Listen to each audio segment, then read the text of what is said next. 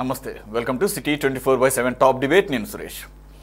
Polavaram project కింద భూములు కోల్పోయి ఎన్నో ఏళ్లుగా పరిహారం కోసం ఎదురు చూస్తున్నటువంటి నిర్వాసితులకు గుడ్ న్యూస్ చెప్పింది గవర్నమెంట్. దానికి సంబంధించి 10,000 మందికి దాదాపుగా 1,000 కోట్ల రూపాయలు వారి అకౌంట్లో గత 2 రోజుల నుంచి జమ అవుతున్నట్లుగా తెలుస్తోంది. అయితే గత ప్రభుత్వ హయాంలో జగన్మోహన్ రెడ్డి 2022 సెప్టెంబర్ నాటికల్లా 41.15 కాంటూరుకు సంబంధించి ఏదైతే ఇప్పుడు పన్నీయో 1,000 కోట్ల రూపాయలు పరిహారం కింద పోలవరం నిర్వాసితులకి వారందరికీ అప్పట్లోనే వేస్తానని చెప్పారు. కానీ అది సాకారం కాలేదు. కానీ కూటమి గవర్నమెంట్ అధికారంలోకి వచ్చిన 6 నెలల్లోనే పోలవరం నిర్వాసితులకి పరిహారం కింద 1,000 కోట్ల రూపాయలు జమ అవటం ప్రస్తుతానికైతే కొంత ఊరటనిస్తుంది. అయితే ఇది సరిపోతుందా, అసలు ఎంత ఇవ్వాలి వీళ్ళకి, వారికి పూర్తి స్థాయిలో నష్టం భర్తీ అయిందా లేదా, దానికి సంబంధించి ఈరోజు డిబేట్లో పార్టిసిపేట్ చేస్తున్నారు తెలుగుదేశం పార్టీ అధికార ప్రతినిధి సయ్యద్ రఫీ గారు. నమస్తే sir, welcome to the debate. అలాగే కాంగ్రెస్ నుంచి chief spokesperson ex MP G Tulasi Reddy garu. నమస్తే sir, welcome to the debate. అలాగే ప్రముఖ విశ్లేషకులు సీనియర్ జర్నలిస్ట్ కృష్ణాంజనేయులు గారు కూడా ఉన్నారు. నమస్తే అండి, welcome to the debate. Sir Krishnanjaneyulu గారు, ఈ నిర్వాసితులకు పోలవరం నిర్వాసితులకు 3 జిల్లాలకు 2 జిల్లాలు ముఖ్యంగా ఏలూరు అలాగే అల్లూరి డిస్ట్రిక్ట్స్, ఏలూరులో ఉన్నటువంటి పోలవరం మండలం అలాగే వల్లెంపాడు కుక్కునూరు ఈ మండలాలకు సంబంధించిన వాళ్ళు 153 ఏమో పోలవరం మంది 153 మందికి, అలాగే 6,875 మంది ఈ మిగిలిన 2 మండలాలకు సంబంధించి. ఇక అల్లూరి డిస్ట్రిక్ట్కి సంబంధించి దాదాపు 3,000 మందికి, దాంట్లో ఉన్నటువంటి దేవీపట్నం, విఆర్పురం, చింతూరు, ఎటపాక, కోనవరం ఈ మండలాలకు సంబంధించి దాదాపుగా 10,000 మందికి ఈ పరిహారం కింద గత 2 రోజులుగా శుక్రవారం నుంచి నిన్నటి నుంచి ఈ రోజు వరకు కూడా పడినాయి అని చెప్పేసి అంటున్నారు. అమౌంట్ దాదాపుగా 1,000 కోట్ల రూపాయలు. అది ఒక్కొక్కళ్ళకి గిరిజనులకైతే కనుక 7.11 లక్షలు, గిరిజనేతరులకైతే 6.36 లక్షలు అంటున్నారు. ఒకవేళ కనుక రీహాబిలిటేషన్ వారికి అవసరం లేదనుకుంటే మరో 2.85 లక్షల కింద ఓవరాల్గా ఎవరెవరైతే కుటుంబాలు నష్టపోయారో వ్యక్తిగతంగా కానీ లేదంటే కనుక ఈ రకమైనటువంటి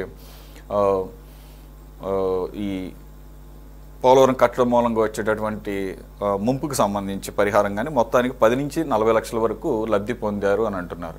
సార్, ఇది 2017లో ఇదే కూటమి గవర్నమెంట్ ఉన్నప్పుడు తెలుగుదేశం ప్రభుత్వ హయాంలోనే మొదటిసారి ఒక 800 కోట్ల రూపాయలు అప్పుడు జమ అయినాయి. మళ్ళీ ఇప్పుడే జమ అవటం దాదాపుగా 7 సంవత్సరాల పాటు వారు ఎదురు చూపులు చూస్తున్నటువంటి పరిస్థితిలో గత 5 సంవత్సరాల్లోనూ వైసీపీ గవర్నమెంట్ ఆ రకంగా చర్యలు తీసుకోలేదు, ఆయన ప్రామిస్ చేసినా కానీ అని చెప్పేసి అనబడుతుంది. మీకున్నటువంటి ఇన్ఫర్మేషన్ ఏంటి సార్? ఇప్పుడు సరిపోతుందా, అందరికీ పరిహారం అందినట్టు అవుతుందా? అది కూడా ఇక్కడ మనం గమనించాల్సింది 41.15 కాంటూర్ అంటే మనం చాలా సందర్భాలు మాట్లాడుకున్నాం. 41.15 మీటర్లకి మొదటి దశలో కడుతున్నటువంటి దానికి పరిహారంగా భావించాలేమో. అయితే కృష్ణాంజనేయులు గారు. సురేష్ గారు నమస్తే. ప్యానల్లో ఉన్నటువంటి రఫీ గారికి అదేవిధంగా తులసిరెడ్డి గారికి కూడా నమస్కారం. ఇక్కడ పోలవరం ప్రాజెక్ట్ అనేటువంటిది ఒక జాతీయ ప్రాజెక్టుగా ప్రకటించిన నేపథ్యము, ఆ రోజున రాష్ట్రం విడిపోయిన తర్వాత ఆంధ్రప్రదేశ్కు జరిగినటువంటి నష్టాన్ని పూడ్చాలి అనేటువంటి నేపథ్యంలో 2 ప్రధానమైనటువంటి హామీలను చట్టంలో పేర్కొనటం అనేటువంటిది జరిగింది. అది హామీలుగా కాదు, పోలవరం ప్రాజెక్టు జాతీయ ప్రాజెక్టుగా చట్టంలో స్పష్టంగా పేర్కొనటం అనేటువంటిది జరిగింది. అదేవిధంగా ఆంధ్రప్రదేశ్ రాజధానికి కూడా పూర్తి స్థాయి నిధులు ఇస్తామని, ప్రత్యేక హోదా ఇస్తామనేటువంటి దాని మీద ప్రకటన చేశారు పార్లమెంట్ లో అప్పుడు ప్రధానమంత్రి. వీటి ద్వారాగా మాత్రమే ఆంధ్రప్రదేశ్కు జరిగినటువంటి నష్టానికి సంబంధించి ఎంతో కొంత పరిహారం అన్న పూడ్చినట్టుగా ఉంటుంది ఈ నష్టాన్ని అనేటువంటిది ఆలోచన. అందుకు జాతీయ ప్రాజెక్టుగా ప్రకటించారు. ఈ నేపథ్యంలో ఒక జాతీయ ప్రాజెక్టు అని అంటే ఖచ్చితంగా జాతీయ ప్రాజెక్టుకు సంబంధించి ప్రతి రూపాయి ఖర్చు కూడా కేంద్ర ప్రభుత్వమే భరించాల్సి ఉంటుంది. ప్రతి రూపాయి ఖర్చు. కృష్ణాంజనేయులు గారు, సంబంధించినటువంటి విషయంలో వినపడుతుందా సురేష్ గారు? Continue sir. ఇవి ఆల్రెడీ వైఎస్ఆర్ కాంగ్రెస్ పార్టీ ప్రభుత్వ హయాంలోనే ఇవ్వాల్సినటువంటివి. ఆ రోజున జగన్మోహన్ రెడ్డి ముఖ్యమంత్రిగా ఉండి నిర్వాసితులు వాళ్ళందరినీ పరిశీలించడానికి, వాళ్ళని పరామర్శించడానికి గోదావరి వరదల తర్వాత వెళ్ళాడు. చాలా బాధ వ్యక్తం చేశాడు. మేము మీకు పునరావాసానికి సంబంధించినటువంటి డబ్బులు ఇద్దాం అనుకుంటున్నాను, కానీ కేంద్ర ప్రభుత్వం ఇవ్వట్లేదు. నేను ముద్ర వేద్దామంటేనే ముద్రణ కూడా మన పరిధిలో ఉండదు, కేంద్ర పరిధిలో ఉండదు ముద్రణ వ్యవహారం అంతా, కాబట్టి నేను ముద్ర వేయలేకపోతున్నాను, ఇవ్వలేకపోతున్నాను అని చెప్పి ఆ రోజున తప్పించుకున్నటువంటి పరిస్థితి ఉంది. పోలవరాన్ని ఏ విధంగా పడకన పెట్టారు అనేటువంటి దాన్ని కూడా మనం చూసాం. పోలవరాన్ని ఒక రకంగా చెప్పాలంటే బీజేపీ వాళ్ళు అయితే మాట్లాడలేదు, కానీ జగన్మోహన్ రెడ్డి కూడా పోలవరానికి సంబంధించి తెలుగుదేశం బీజేపీ ప్రభుత్వంలో 2014 నుంచి 19 వరకు జరిగినటువంటి పనులకి రీఎంబర్స్ గా వచ్చినటువంటి 2019 నుంచి 24 మధ్యలో వచ్చినటువంటి డబ్బులను కూడా సొంతానికి వాడుకున్నాడు. అప్పుడు రీఎంబర్స్ చేసిన తర్వాత వాళ్ళ ప్రభుత్వం టైంలో ఇవి తర్వాత వచ్చిన డబ్బులు, వాటిని అన్నిటికీ బటన్ నొక్కడానికి డబ్బులే తప్ప వేరే పని లేదు జగన్మోహన్ రెడ్డికి. అందుకని పోలవరం పడకన పడింది, అమరావతిని కావాలని పడకన పడేశాడు. ఇవన్నిటి కూడా మనకు తెలిసినటువంటి విషయాలే. ఇక్కడ ఈ 1000 కోట్లు ఈ రోజున కేంద్రంలో ఎన్డీఏ ప్రభుత్వము, ఇక్కడ ఉన్నటువంటి ఎన్డీఏ ప్రభుత్వము ముఖ్యమంత్రిగా చంద్రబాబు నాయుడు బాధ్యతలు తీసుకున్న తర్వాత ఆయన అభినందించేటువంటి విషయాల్లో ఇది ప్రధానమైనటువంటిదండి. మిగతా అంశాల్లో ఈ కూటమి ప్రభుత్వం మీద అనేకమైనటువంటి అభ్యంతరాలు నాకు ఉన్నాయి, కానీ పోలవరం విషయంలో చంద్రబాబు నాయుడు తన అనుభవాన్ని ఉపయోగించుకొని, అదే విధంగా తన ప్రాధాన్యత, తన ఉన్నటువంటి 21 మంది ఎంపీల యొక్క ప్రాధాన్యత ఈ రోజున కేంద్రంలో ఉండేటువంటి ఎన్డీఏ ప్రభుత్వం అధికారంలో ఉండడానికి ఇదే కారణం కాబట్టి, ఇక్కడ ఉండేటువంటి బలం ఆంధ్రప్రదేశ్ బలమే కారణం కాబట్టి, చంద్రబాబు నాయుడు వెళ్ళినటువంటి మొదటి పర్యటన దగ్గర నుంచి నాకు పోలవరానికి మీరు రియంబర్స్ చేయటం కాదు, ముందస్తుగా మాకు అడ్వాన్స్ కావాలి, అడ్వాన్స్ ఇవ్వండి అనేటువంటి విధంగా వాళ్ళని ప్రపోజ్ చేయటము, ఆ విధంగా పోలవరానికి అవసరమైనటువంటి ఎంతో కొంత ముందస్తుగా డబ్బులు తీసుకునేటువంటి ప్రయత్నం చేయటం, ఈ రోజున పాత పునరావాసానికి సంబంధించినటువంటి 1000 కోట్లైనా సరే ఇప్పుడు పంపిణీకి చర్యలు తీసుకోవటం అనేటువంటి అంశం, ఇది ఖచ్చితంగా కూటమి ప్రభుత్వాన్ని అభినందించేటువంటి విషయమే. రెండోది, మనం అమరావతి విషయాల్లో చాలా సందర్భాల్లో మాట్లాడుకున్నాం. కనీసము ఒక 15,000 కోట్ల రూపాయలు ప్రపంచ బ్యాంకు నుంచి, ఇంకొక మిగతా బ్యాంకుల నుంచి కూడా మొత్తం ఒక 26,000 కోట్ల రూపాయలు కనీసం రుణాల రూపంలో అయినా సరే అమరావతికి తీసుకొచ్చినటువంటి పరిస్థితి. ఈ నేపథ్యంలో పోలవరము ముందుకు వెళుతోంది అని అనటానికి ఇదొక మంచి సంకేతంగానే చెప్పుకోవచ్చు, దాంట్లో ఎటువంటి సందేహం లేదు. ఎందుకంటే పునరావాస ప్యాకేజీ ఇవ్వకుండా, పునరావాస ఎవరైతే ముంపుకు గురయ్యేటువంటి వాళ్ళు ఉన్నారో వాళ్ళకి ఇవ్వాల్సిన ఇవ్వకుండా మొత్తం గేట్లు పెట్టేస్తాం, ప్రాజెక్టు పెట్టేస్తాం, ముంచేస్తాం అంటే కుదిరే పని కాదు కదా, అది కాదు కదా. కాబట్టి పునరావాస ప్యాకేజీకి సంబంధించినటువంటి విషయంలో కూడా కొంత మంచి ప్రయత్నం అనేది జరుగుతుందని అనుకోవచ్చు. ఇక్కడ ప్రాక్టికల్ ప్రాబ్లమ్స్ నేను కొన్ని మీకు మీ దృష్టికి తీసుకొస్తాను. ఇక్కడ మనం పండగ చేసుకునేటువంటి విషయాలు కాదండి ఇవన్నీ. ఎందుకోసం అంటే జగన్మోహన్ రెడ్డి చేసినటువంటి తప్పుల నుంచి ఎంతో కొంత బయటపడి ఇప్పుడు కనీసం 1000 కోట్ల పునరావాసానికి సంబంధించినటువంటి వారు వెళ్తున్నాం. కానీ మీరు ఇందాక ఒక ప్రస్తావన చేశారు, మొదటి దశకు సంబంధించి 41.15 మీటర్ల సంబంధించినటువంటి ఎత్తు, అక్కడ నీటి నిల్వకు సంబంధించినటువంటి విషయాల్లో మాత్రమే పునరావాసానికి సంబంధించినటువంటి నిధులు ఇప్పుడు కేంద్రం నుంచి వస్తున్నాయి. దీనికి సంబంధించి మీరు ఒక్కసారి గమనిస్తే నాకు తెలిసి 2016-17 అంచనాల ప్రకారంగా 55,756 కోట్ల రూపాయలు మొత్తం ప్రాజెక్టు వ్యయమండి. అయితే దాంట్లో కేవలము కేంద్ర ప్రభుత్వం ఇస్తామంటుంది ప్రాజెక్టు నిర్మాణానికి అయినటువంటి 23,856 కోట్ల రూపాయలు మాత్రం మేము ఇస్తాము, మేము పునరావాసానికి సంబంధించినటువంటి నిధులు మేము ఇవ్వము అని కేంద్ర ప్రభుత్వం చెప్తున్నటువంటి మాట. ఇప్పటి వరకు నాకున్నటువంటి సమాచారం మేరకు అది అధికారికంగా ప్రకటించలేదండి, పునరావాసానికి మేము ఇస్తామనేటువంటి దాని మీద. ఇక్కడ ఇప్పటి వరకు నాకున్నటువంటి సమాచారం మేరకు ఒక 7,700 కోట్ల రూపాయల వరకు పునరావాసానికి సంబంధించినటువంటి డబ్బులు ఇచ్చారండి. ఇప్పుడు ఈ 1000 కోట్లతో ఒక 8,700 కోట్లకి ఎంతో 9,000 కోట్లకు ఉంది అని నేను అనుకుంటున్నాను. భవిష్యత్తులో ఇంకా రావాల్సినటువంటిది ఒక 20,000 కోట్ల రూపాయలు పునరావాసానికి రావాలి. ఎప్పటి వరకు అంటే 45.72 మీటర్ల ఎత్తులో ఈ ప్రాజెక్టు నిర్మాణం అయితే మాత్రమే ఇది బహుళార్థ సాధక ప్రాజెక్టుగా ఉండేదానికి అవకాశం ఉంటుంది. అంటే 45.72 మీటర్లు కాకుండా వైఎస్ఆర్ కాంగ్రెస్ పార్టీ ప్రభుత్వం కేంద్ర ప్రభుత్వం దగ్గర అంగీకరించి 41.15 మీటర్ల ముందు ప్రస్తుతానికి మొదటి దశలో మీరు అంగీకరించండి, ఇంతవరకు చేయండి, ఇంతవరకు పునరావాసానికి డబ్బులు ఇవ్వండి చాలు అనేటువంటి విధంగా కేంద్ర ప్రభుత్వం దగ్గర చేసుకున్నటువంటి ఒప్పందం వల్ల వచ్చినటువంటి సమస్య ఇది. అయితే ఈ విషయంలో చంద్రబాబు నాయుడు కానీ, లేకపోతే మన భారీ నీటిపారుదల శాఖ మంత్రి రామానాయుడు కానీ, 1-2 సందర్భాల్లో ఒక క్లారిటీ ఇచ్చారు. మేము ఖచ్చితంగా 45.72 మీటర్ల ఎత్తులో ప్రాజెక్టు నిర్మాణానికి కట్టుబడి ఉన్నాము అని చెప్తున్నారు. కానీ ఎక్కడా కూడా కేంద్ర ప్రభుత్వానికి సంబంధించి కేంద్ర జలశక్తి శాఖ మంత్రి కానివ్వండి, కేంద్ర ప్రభుత్వం నుంచి కానీ పోలవరం ప్రాజెక్టు ఎత్తు తగ్గించబోము, 45.72 మీటర్ల ఎత్తులో నిర్మాణం జరిగిద్ది అని స్పష్టమైనటువంటి ప్రకటన చెయ్యలేదు. ఇప్పటికీ కూడా వైఎస్ఆర్ కాంగ్రెస్ పార్టీ ఎక్కడైతే ప్రతిపాదన చేస్తుందో 41.15 మీటర్ల ఎత్తు దగ్గర ఆ మొదటి దశ అనేటువంటి పాయింట్ దగ్గర ఆగిపోయినటువంటి పరిస్థితి. Okay Krishna, right. రఫీ గారు, సార్ రఫీ గారు, కెన్ హియర్ మీ? వినపడుతుందండి? యా. రఫీ గారు, ఇప్పుడు ఏదైతే 1000 కోట్లు పునరావాస బాధితులకి అకౌంట్లో పడుతున్నాయి అంటున్నారో, ఇవి కానీ గతంలో మీ హయాంలోనే 2017లో మొదటి విడతగా ఇచ్చినటువంటి 800 కోట్లు కానీ, మనం ఇంతకుముందు కూడా అనేక సందర్భాల్లో మాట్లాడుకున్నాం. అసలు కేంద్ర ప్రభుత్వం పోలవరం నిర్వాసితులకి పరిహారం చెల్లింపుకి అంగీకరించిందా? ఈ 1000 కోట్లు కేంద్ర ప్రభుత్వం ఇచ్చినటువంటి నిధులుగా భావించాలా, రాష్ట్ర ప్రభుత్వం ఇచ్చిన నిధులుగా భావించాలా? సరే, ఎవరిస్తే ఏముంది, వారికి ప్రయోజనం చేకూర్చడం ఇంపార్టెంట్. అంటే క్లారిటీ కోసం అడుగుతున్నాం మిమ్మల్ని, అంతే.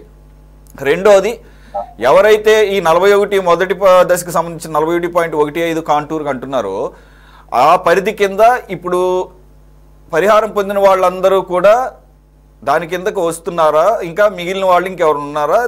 అందరికీ లభించినట్టేనా పరిహారం? నమస్కారం సార్ సురేష్ గారు, అలాగే పెద్దలు తులసిరెడ్డి గారికి, మిత్రులు కృష్ణాంజనేయులు గారికి, అలాగే 24x7 వీక్షకులందరూ కూడా శుభోదయం. సార్, 15 రోజుల క్రితం మేము తెలుగుదేశం నాయకులు చంద్రబాబు నాయుడు గారు ప్రతి శనివారం ఆఫీస్కి వచ్చే సందర్భంలో మేము కలిసాం. చాలా విషయాలు మాట్లాడుతూ ఉంటాం ఆయనతో. 1 గంట సేపు పార్టీ ఆఫీస్లో ఉండేటువంటి నాయకులు మేము కలుస్తూ ఉంటాం. నేనే అడిగాను, ఈ R&R సంబంధించినటువంటి అడిగితే దానికి ఆయన ఏం చెప్పాడంటే, జగన్మోహన్ రెడ్డి దాని 41.15కి కుదించాలని చెప్పి కేంద్రానికి రాశాడు. అందుకని అతను 20,000 కోట్ల రూపాయలు చాలు పోలవరం ప్రాజెక్ట్ అన్నాడు. మేము దాన్ని రూల్డ్ అవుట్ చేసి మనం 45.77కి మాత్రమే ఈ ప్రాజెక్ట్ కడతాము, మేము ఆనకట్ట కట్టి చేతులు దులుపుకోవాలని చెప్పి అనుకోవట్లేదు. బహుళార్థిక శాఖ బనకచర్ల దాకా నీళ్లు తీసుకుని వెళ్ళాలనేది మన ఉద్దేశం. ఇదేదో తూతూ మంత్రం లాగా మమ్మ అనిపించుకునే ప్రాజెక్ట్ కదా. మనకి చాలా పెద్ద టార్గెట్ ఉంది, బనకచర్ల రాయలసీమకి వాటర్ ఇవ్వాలనేది, అటు పెన్నా నుంచి. కాబట్టి ఈ R&R అనేది ఒకేసారి రాదు, 30,000 కోట్ల రూపాయల వరకు R&R రావాలి. అది ఒకేసారి కేంద్రం రిలీజ్ చేయదు, అంచెలంచెలుగా మన పని ఎలా జరుగుతూ ఉంటుందో వాళ్ళు అలాగా రిలీజ్ చేస్తూ ఉంటారు. మనం జనవరిలో పనులు ప్రారంభిస్తాం. మన పని ఎంత వేగంగా జరుగుతుంటుందో వాళ్ళు కూడా R&R కొంతగా ఇచ్చేసి, అది వాళ్ళ బాధ్యత. అది కేంద్ర ప్రభుత్వ ప్రాజెక్ట్, అది దానికి అసలు వేరే సమస్య లేదు. R&R కూడా వస్తుంది. ప్రాజెక్ట్ కూడా 45.77కి కంప్లీట్ అవుతుంది, అదేం ప్రాబ్లం లేదని చెప్పేసి ఆయన నర్మ గర్భంగా చెప్పినటువంటి విషయం. ఇవాళ మన చర్చ 1000 కోట్ల రూపాయలు. ఈ 1000 కోట్ల రూపాయలు రాష్ట్ర ప్రభుత్వం ఇచ్చింది కాదు. ఇవాళ కేంద్రం నుంచి 12,000 కోట్ల రూపాయలు ఏదైతే పోలవరం హెడ్ రెగ్యులేటర్ పనులు, రిటైనింగ్ వాల్ పనులు, సిల్వే పనులు, వీటి కోసం 12,500 కోట్ల రూపాయలు నిధి వచ్చిందో, దాంట్లో 3,400 కోట్ల రూపాయలు పనులు ప్రారంభించమని వచ్చింది. ఈ R&R 1000 కోట్లు కేంద్రమే రిలీజ్ చేసింది. అది ఒక సపరేట్ ఫేస్, ఇది ఒక సపరేట్ ఫేస్. ఏ వర్క్ చేయటానికి, అది రీహాబిలిటేషన్ చేయటానికి. కాబట్టి ఖచ్చితంగా ఈ ప్రాజెక్టు నిర్మాణం 3 సంవత్సరాలు పడుతుంది.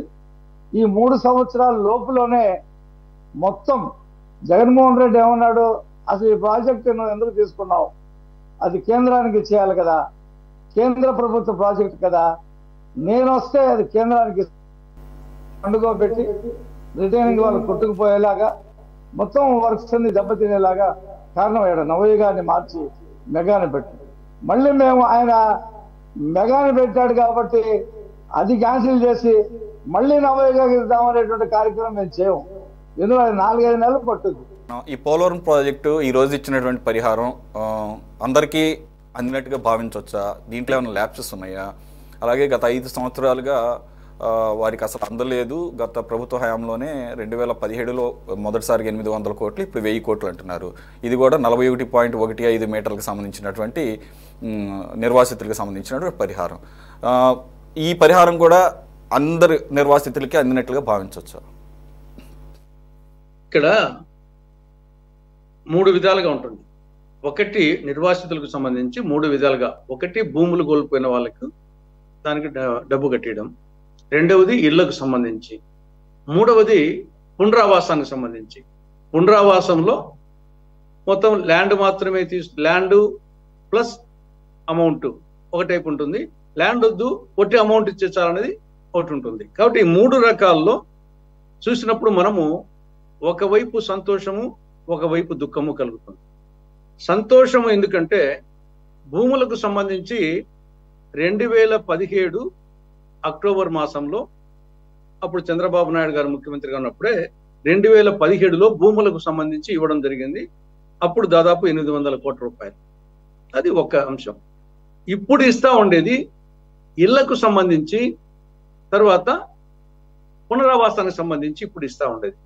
దీనికి సంబంధించి మధ్యలో 2017 నుండి 2025 వరకు 8 సంవత్సరాల పాటు రాలేదు. కాబట్టి డెఫినెట్గా వచ్చేసి 8 ఏళ్ల తర్వాత వస్తా ఉంది కాబట్టి సంతోషం. కానీ అదే సమయంలో దుఃఖం కూడా ఉంది. ఎందుకంటే ఈ అమౌంట్ ఎప్పుడు ఫిక్స్ చేసింది? 2015లో ఫిక్స్ చేసింది. ఈ అమౌంట్ గిరిజనేతరులకు 6,36,000 పరిహారం కింద, పునరావాసం పరిహారం కింద. తర్వాత వచ్చేసి గిరిజనులకు వచ్చేసి మరి ఒక దాంట్లో 6.86 లక్షలు ఉంది, ఓ దాంట్లో 7.11 ఉంది. కానీ ఏది ఏమైనా ఇది 2015లో ఫిక్స్ చేసింది. ఇప్పుడు 2025లో ఉన్నాం. ఈ మధ్య కాలంలో వెలుగోడుకు సంబంధించి 12 లక్షలు ఇచ్చారు. వెలుగొండకు సంబంధించి 12 లక్షలు. ఈవెన్ గండికోట సంబంధించి కడప జిల్లాలో 10 లక్షలు ఇచ్చారు. ఇది 5 ఏళ్ల కిందటనే గండికోట ముంపు బాధితులకు వచ్చేసి పునరావాసం కింద 10 లక్షలు, అక్కడేమో వెలుగొండకు వచ్చేసి 12 లక్షలు ఇచ్చారు. ఇక్కడ 6,36,000, 7,11,000 గిరిజనులకు, గిరిజనేతలకు ఆ టైప్లో. కాబట్టి ఆ కోణంలో చూసినప్పుడు డెఫినెట్గా వచ్చేసి ఈ మధ్యలో జగన్మోహన్ రెడ్డి ఇవ్వలేదు, కానీ 10 లక్షలు ఇస్తా అని చెప్పాడు, కానీ ఇవ్వలేదు. కాబట్టి జగన్మోహన్ రెడ్డి చెప్పినట్టు 10 లక్షలు ఇవ్వలేదు. మిగతా నిర్వాసితులకు మిగతా ప్రాంతంతో పోలిస్తే దానికంటే తక్కువ వస్తుంది. కాబట్టి ఆ కోణంలో ఆలోచించినప్పుడు కోత పడింది అని బాధపడాల్సి వస్తుంది. ఏదో సంథింగ్ ఈజ్ బెటర్ దాన్, ఏదో వచ్చిందిలే 7 ఏళ్ల తర్వాత అనే యాంగిల్లో సంతోషం పడవచ్చు. కానీ కోత పెట్టారని చెప్పేసి బాధపడచ్చు. ఆ కోత పెట్టింది ఏమన్నా మళ్ళా ఇస్తారా? ఏది అటు 10 లక్షలు దృష్టిలో పెట్టుకొని ఆ మిగతాది ఏమన్నా ఇస్తే సంతోషం. కాబట్టి ఇది ఒక యాంగిల్.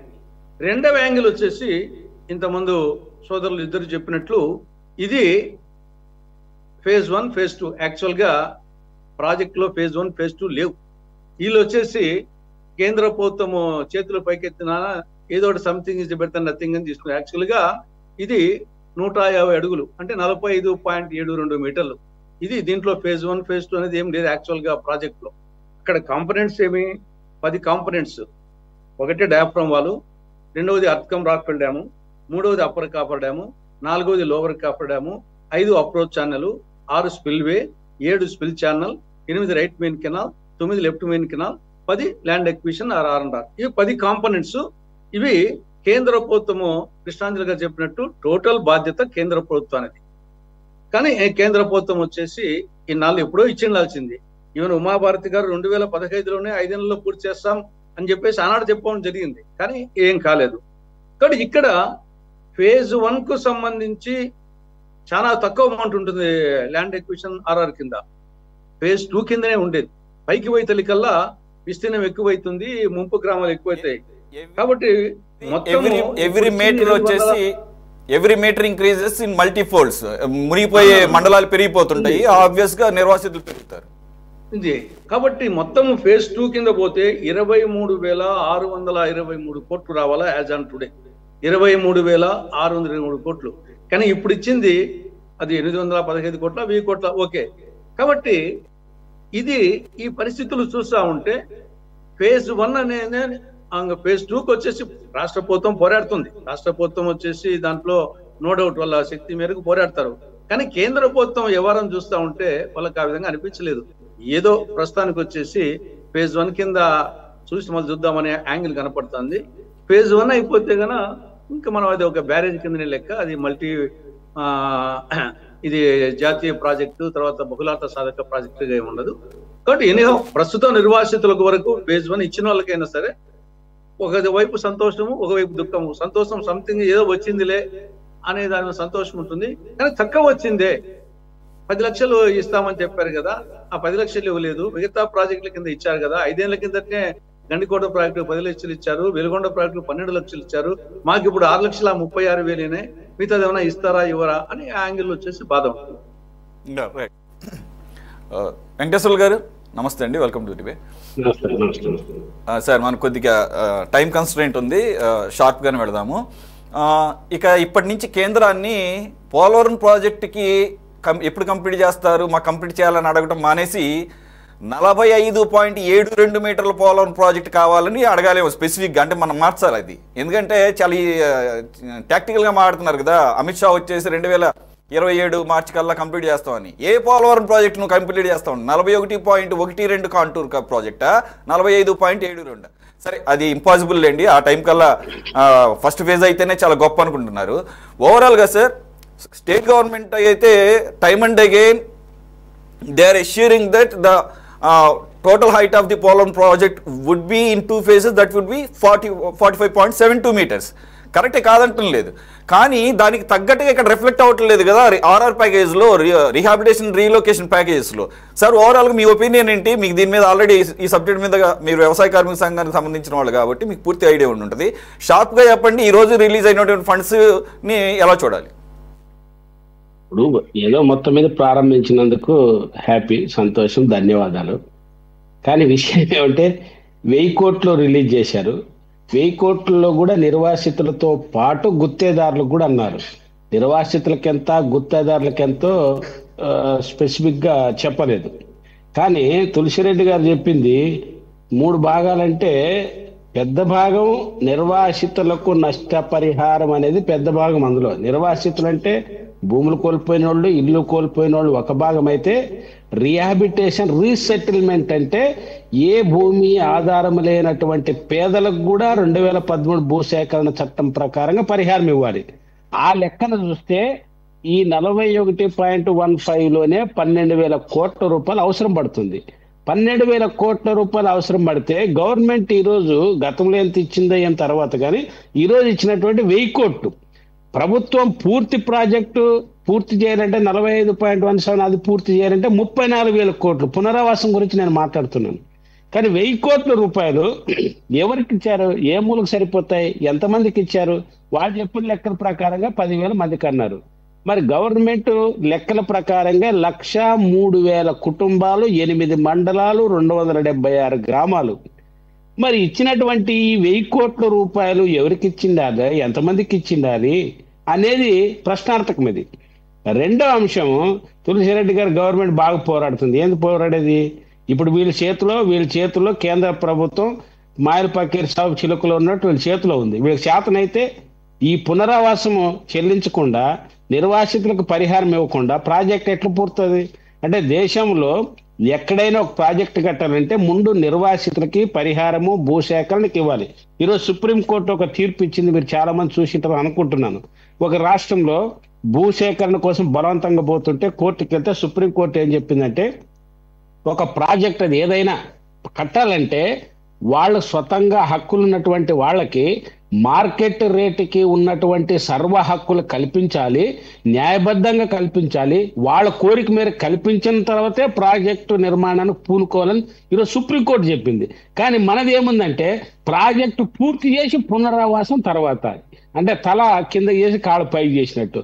ఇప్పటికీ ఎంత నష్టపోయారో మనకు తెలుసు.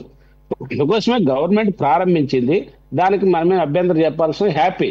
కానీ నువ్వు ఇచ్చిన 1000 కోట్లలో గుత్తేదారులకు ఎంత ఇచ్చావు, పునరావాసంకి ఎంత ఇచ్చావు? రెండవది, ఏ ప్రాజెక్టుకైనా ఆ పరిహారం ఇచ్చే నాటికి సంబంధించినటువంటి మార్కెట్ రేట్లకి ఇవ్వాలని చట్టం చెప్తుంది. తులసిరెడ్డి గారు చెప్పారు కదా 2015, ఈరోజు 2025 జనవరి 1వ తేదీన ప్రభుత్వం చెల్లిస్తుంది. ఈ రోజు మార్కెట్ వాల్యూ ఎంత? ఇప్పుడు గతంలో ఉన్నటువంటి మీకు తెలుసు లిఫ్ట్ ఇరిగేషన్ పురుషోత్తం కానీ పట్టిసీమ కానీ మీకు తెలుసు, ఈ భూమికి ఎంత ఇచ్చారు ఆ రోజుల్లోనే? 45-46 లక్షలు ఇచ్చారు. అంటే గిరిజనులకు ఒక న్యాయం, ఇతరులకు ఒక న్యాయమా? ఇది కరెక్ట్ కాదు కదా.